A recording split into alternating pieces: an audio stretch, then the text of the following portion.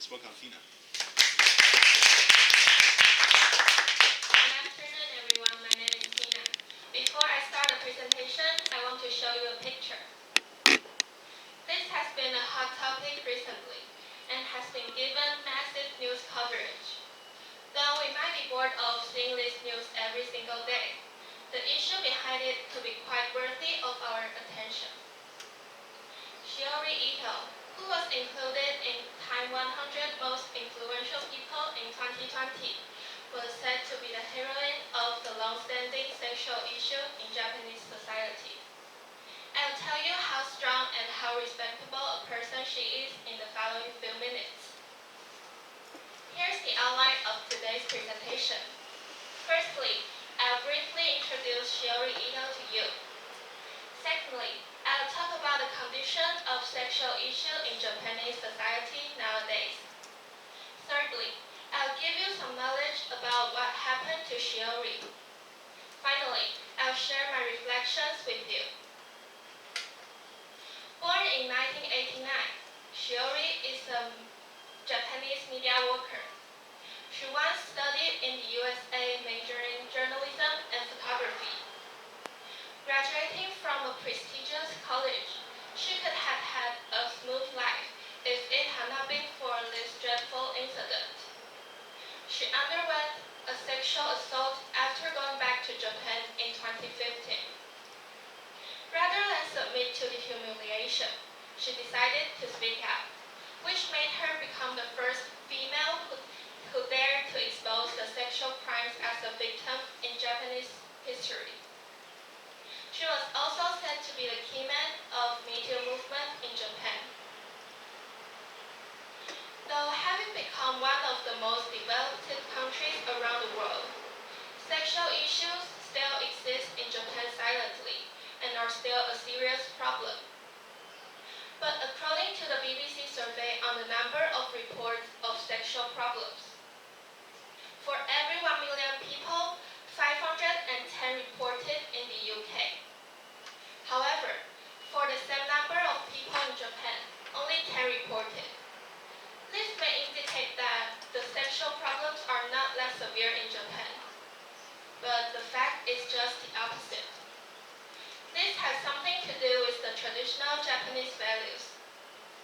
In this comparatively conservative society, women are expected to be shy and reserved, diligent and thrifty. What's worse, people in Japan tend to criticize victims. Those who decide to speak out could probably end up being criticized by the public. This environment indirectly makes these sexual crimes to be secretive. Shiori met Noriyuki Yamaguchi during the time she studied in the USA. Noriyuki Yamaguchi, who was accused of raping Shiori, was that time the director of TBS Washington branch. He told her that she could get in touch with him if being interested in working at TBS. She contacted him after going back to Japan in 2015. The man told her that he hoped to discuss the offer with her face-to-face as soon as possible.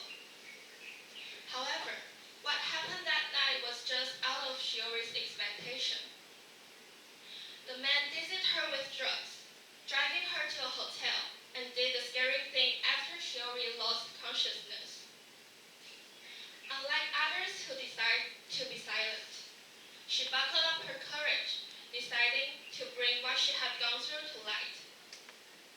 What's more disappointing was that the police kept avoiding handling her case, passing it to one another again and again.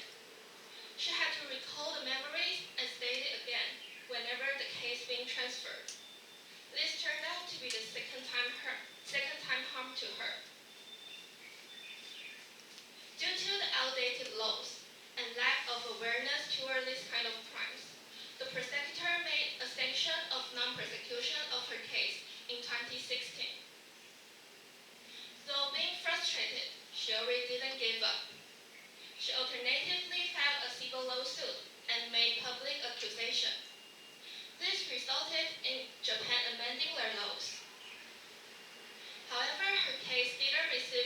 attention nor made much progress until New York Times reported it at the end of 2017. This happened to be at a time when Me Too movement was a hot trend across the Western world. Shiori was also said to be the representative person of Japanese Me Too movement. Then what is Me Too movement? It is a widely used hashtag on Twitter meant to raise the public awareness on the high incidence of sexual abuse. It successfully attracted people's attention around the world, with about 85 countries participated in, and also gave many women the courage to speak out for themselves. After the report, the Japanese authorities started to take her case more seriously. However, a lot of Japanese criticized Shiori. They said that she criticized Noriyuki Yamaguchi because of failing to achieve her goal by her beauty, and that she shouldn't drink so much in front of a male. Fortunately, she finally won the lawsuit in 2019. Her case had a great impact on Japan. It brought about a series of judicial reform and the movement of women's equality. Flower Demo happened in 2019 was said to be one of them. Shiori also published her book, Black Box, talking about her personal experience in the hope of raise the public awareness toward sexual violence. Now, I want to show you a video. This video is about an interview of Shiori right after she won the lawsuit.